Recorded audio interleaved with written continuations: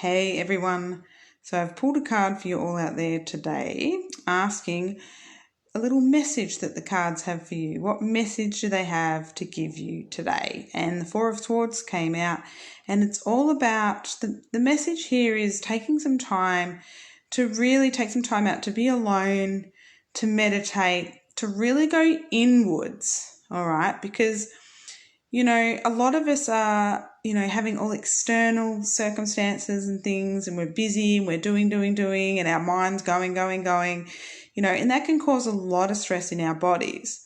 And so the cards, the message from the cards today is to really take some time out to just have a breather. Like, even if you just take a few breaths in and a few breaths out and recenter yourself, and even if you just take 5 minutes to just sit in a little bit of silence and let that mind relax and come into that peaceful state.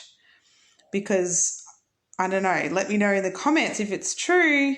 Maybe a lot of you are rushing around, your mind's busy, you're not sleeping properly, you're under stress, you've got worries of finances, kids, work, whatever it is. It's time to just take a breath, stop, get alone, shake off all those energies, and bring back some peace into your energy and focus. Alrighty, see ya.